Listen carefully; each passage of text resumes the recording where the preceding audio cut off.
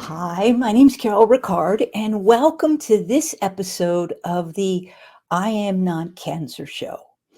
In case this is your first time tuning in, this is a show that I created to really three purposes: to inspire people with hope, telling the stories of survivors, to inform people of just different treatments and resources that are out there for you to utilize in your own cancer journeys. And lastly, is to really empower. And I do that by sharing tools and strategies that people can use. Little bit about me. My story as a cancer survivor is in January of 2019, I was diagnosed with endometrial cancer. At that point, it was stage 1, and I had to have surgery, only to find out after the surgery that they'd found some cancer and it had spread. So now my stage 1 cancer becomes stage 3 cancer. And of course, that meant going on for treatment. I just actually had scans 2 weeks ago, and my most recent scans and my blood work show that everything is fine. And so, today I am just super grateful to be here, to be here for you. And the show, I kind of created this for anybody whose life is touched by cancer, because cancer doesn't just affect the person who has it. It's like a ripple effect, and it just kind of ripples out from there. And for me personally, cancer started to become a part of my life as a 14-year-old when I lost my dad to lung cancer. And then again as a 27-year-old when I lost my mom to pancreatic cancer. And then full circle, here I am, with my own diagnosis of cancer.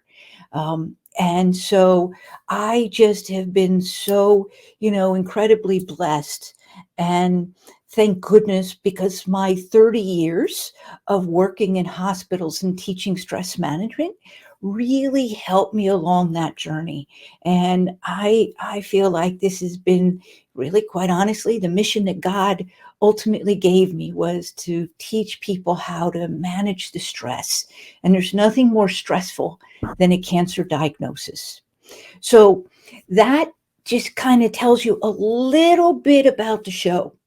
What I want to focus today on is really how to deal with fear and with pain. So, about a month ago, I had a pretty unique experience in that I suddenly got these sharp pains in my stomach.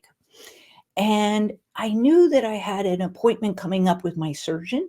So this started on a Monday, and I knew that I had an appointment with my surgeon on Thursday. And so, what I did was I decided to, just wait and kind of talk to her about that.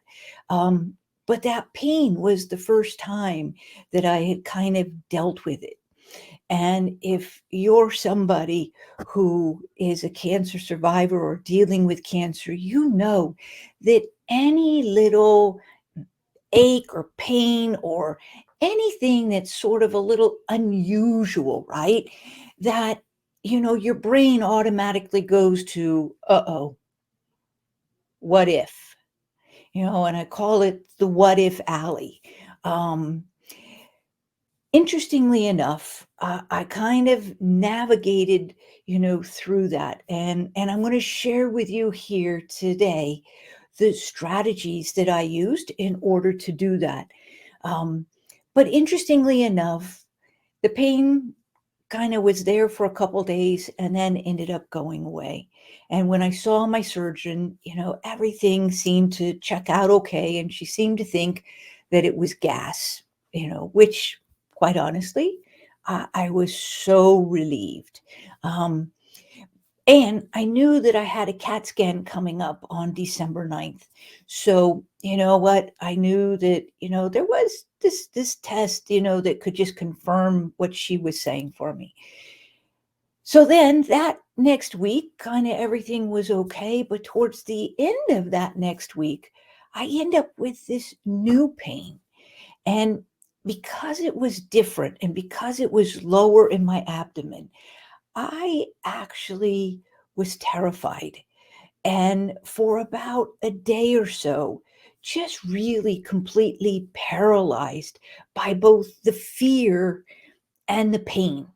Um, and so these two things can happen together, or they can just happen by themselves. Something can happen to just trigger that fear. And here's the thing about both of those, right? You don't get to control when they happen or when they show up.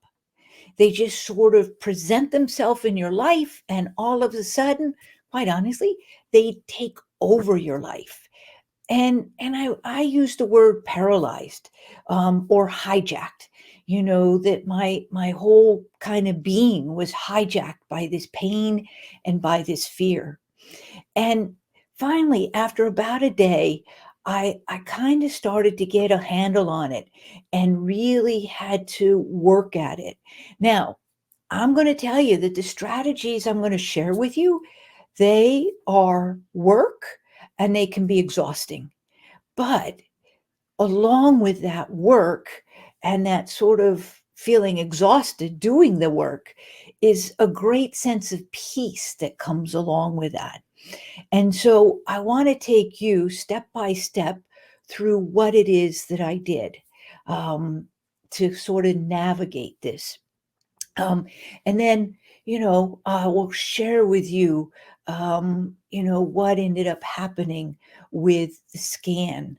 So more on that in a bit. But first, let's talk about what do you do when fear, and I want to start with fear. What do we do when fear shows up? And again, it could be triggered by anything, right? And it doesn't necessarily have to be triggered by a pain. It could just be a thought that sort of pops up like a weed and it just grows. And so I have some good news and some bad news. First, the bad news. The bad news is that we cannot stop our brain from having these thoughts and these feelings. You know what? I don't care what anybody tells you. That is part of just being human. All right. We can't stop the negative thoughts. We can't stop sort of the negative feelings, because just sometimes they pop up in relation to a situation that we're dealing with at the time. Um, so that's the bad news. The good news is that we can actually do something when they pop up. So we can't prevent them, but we can certainly manage them. And that's what I want to share with you. So the first step, all right, and got my marker right here, is, one is, kind of, I guess I want to call step one is recognizing, you know, what we can't control. So I'm going to write this up here.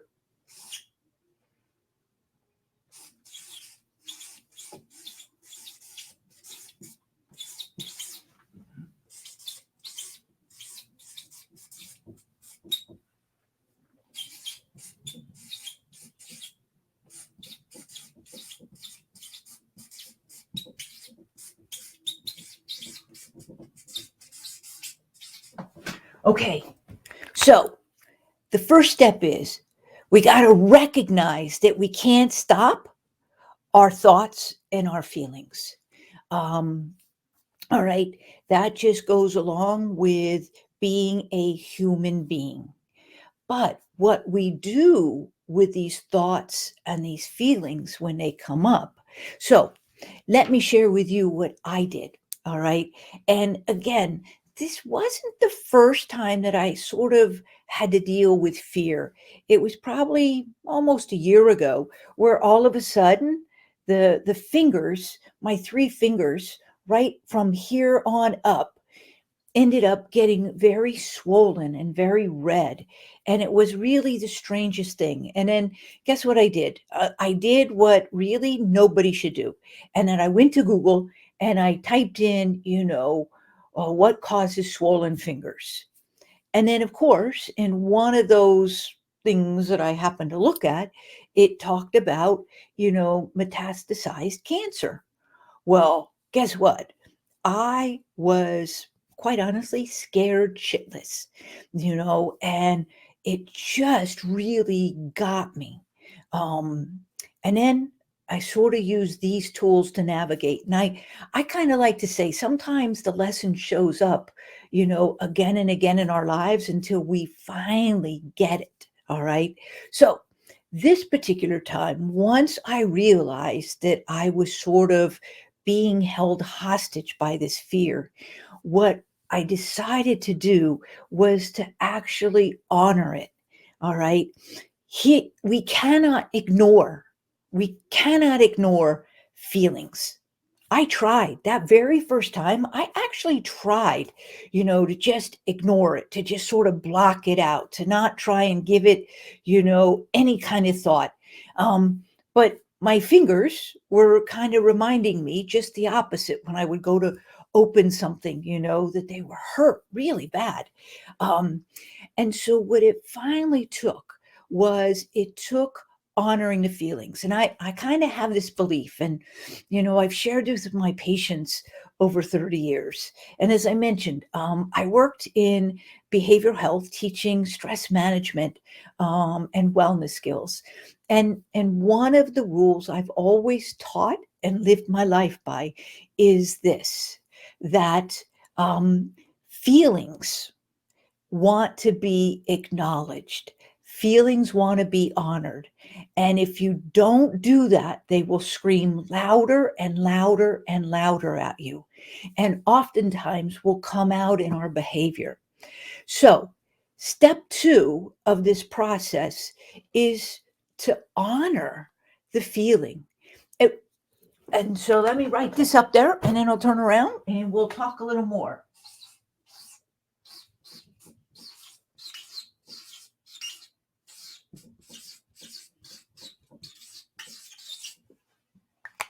Here's what makes honoring this so important.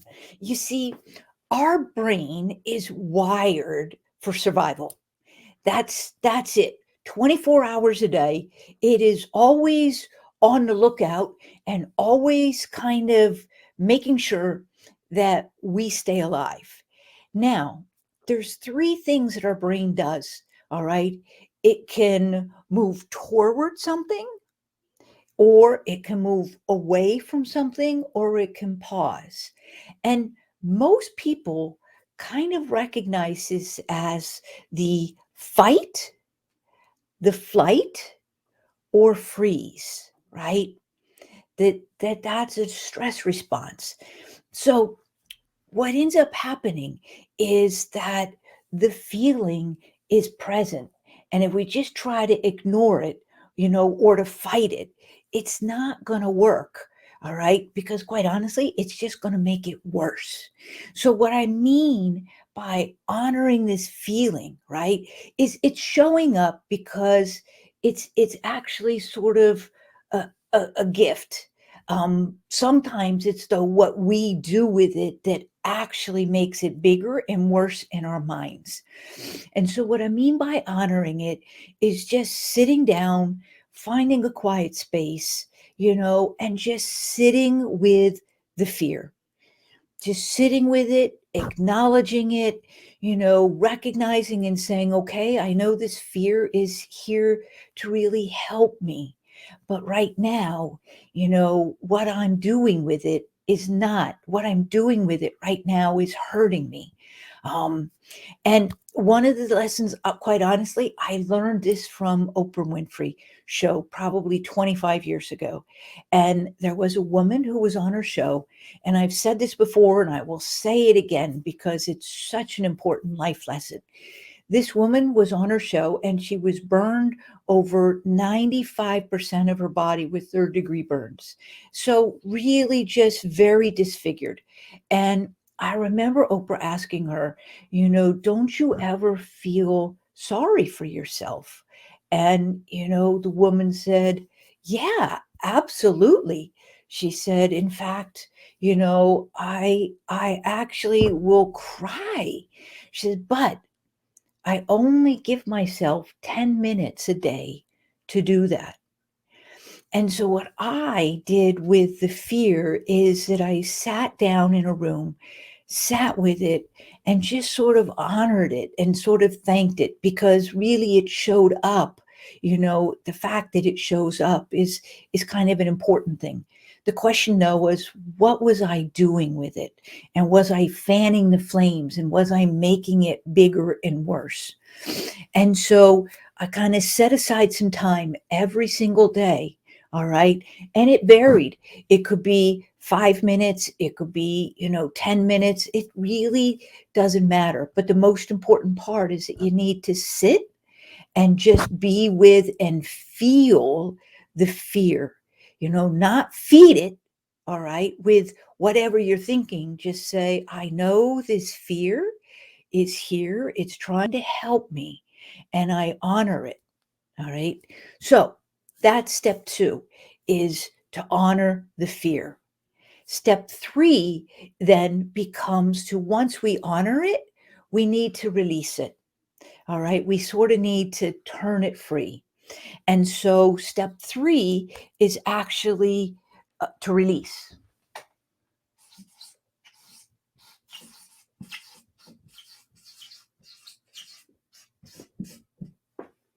Now, you might be wondering, all right, Carol, how do you do that? Well, it's really simple. I always have scrap pieces of paper that I just sort of rip in half and staple them together. And what I would do is I would sit down with a piece of paper and a pen, and I would simply write, I'm feeling sad, I'm feeling scared, I'm really terrified, what if, did it, just taking everything that was in my head and honestly in my heart and dumping it onto paper. All right. I call this the dump and destroy. And the whole purpose of it is now to release the fear, from us. Now, here's the thing. Maybe you're not a pen and paper kind of person, but the truth is that that's the only thing that's going to work. Now, you don't need to use, kind of words. You can actually take and you can use a drawing and just take markers or take crayons.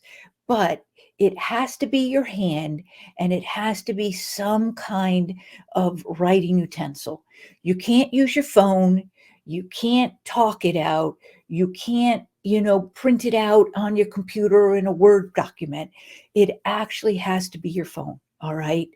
And every day, you have to do this every day. And quite honestly, if the fear starts to kind of flow back up and sort of, again, paralyze you because it's taken over, because it's up to here, then guess what? You might need to do this strategy a couple times throughout the day.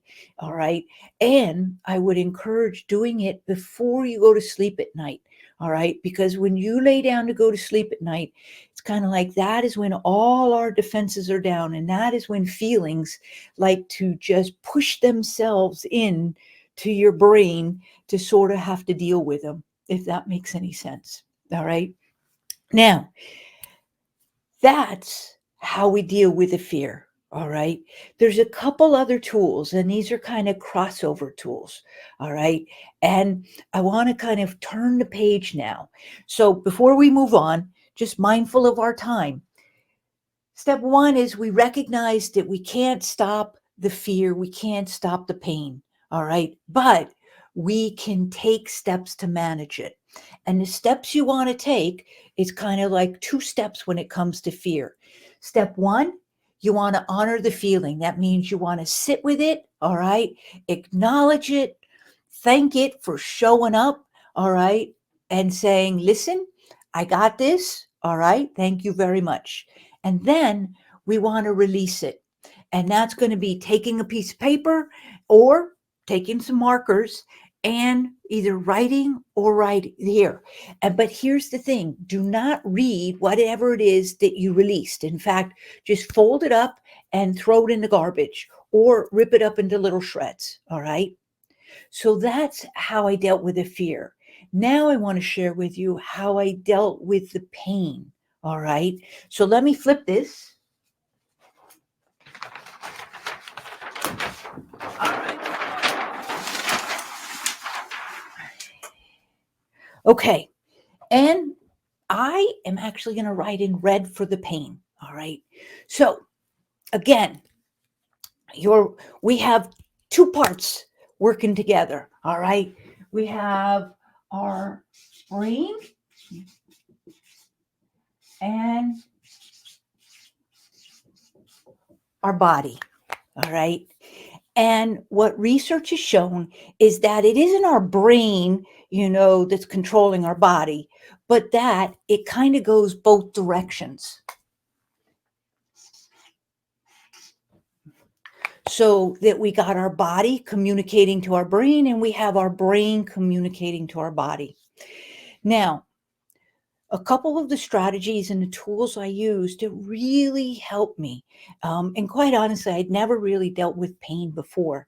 So this was sort of just, like I said, kind of I see it as a lesson, that God gave me to be able to create these strategies and then be able to be here to share them, with you.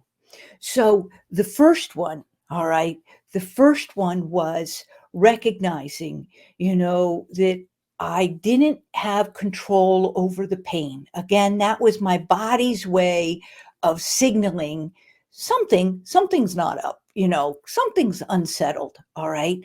And so one of the tools that I used and a question I asked myself is, can I do anything about it right now?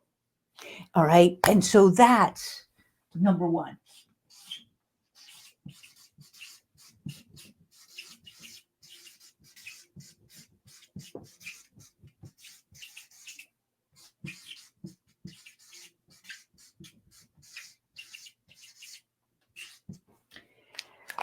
So here's the thing.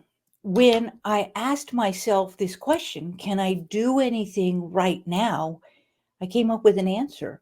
And that was, yeah, Carol, you could call your oncologist. Now, I was like, wow, do I really want to bother him? I mean, I have my scan coming up, I could just wait. But again, what can I do? What can't I do? All right. And let me do what I can. Or another way to think of this is the Serenity Prayer, which is God grant me the serenity to accept the things I cannot change, the courage to change the things I can, and the wisdom to know the difference. I teach a short version. Can I do anything about it right now? So what I did was I called the oncologist, all right? And sure enough, the next day I got a phone call, from the nurse, gave her the details. And then the day after that, I actually got a call and they had moved up my scan. Now, who wants to go traveling on the day before Thanksgiving? But guess what? I did. I had a 5 p.m. CAT scan appointment at Sloan Kettering where I went for treatment.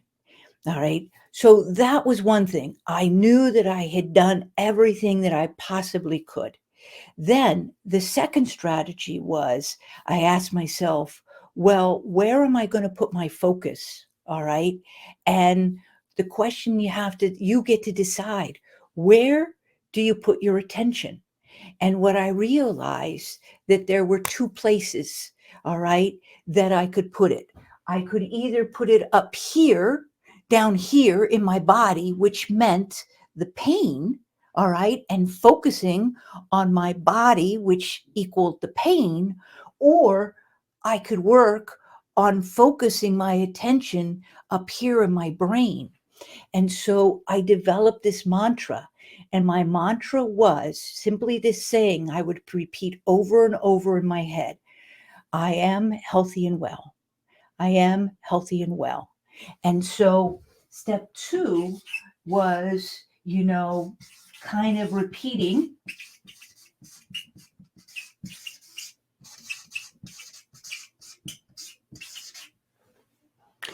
And I'm not going to tell you what your mantra needs to be because it needs to fit. But I will tell you this, you do want it to focus on this positive outcome. All right. You do want it to pull you in the direction, of relief rather than pain. Oh, the other one I used to do too. All right. So my mantra was I am healthy and well. And then my other one, which I discovered with my migraines a long time ago, was I would sing the old Rolaids commercial, right? Old Rolaids commercial used to go Rolaids, right? And Rolaids or something like that.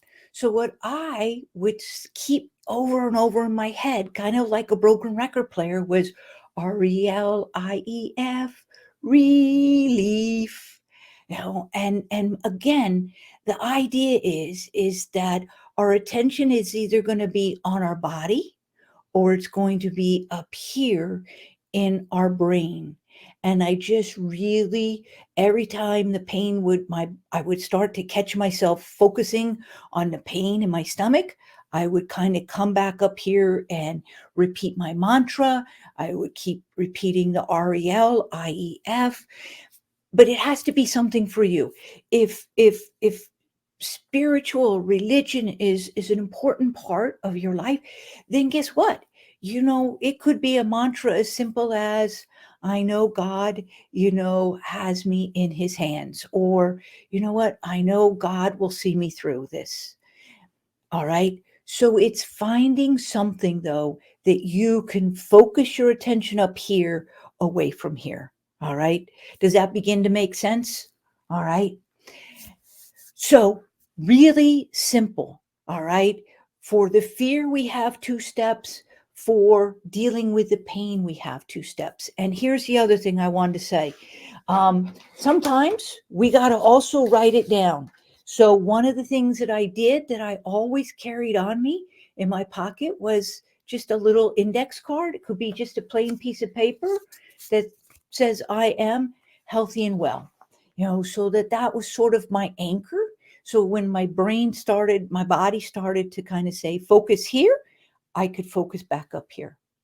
So let me tell you real quick what ended up happening. My scans, my blood work, it all ended up coming back fine.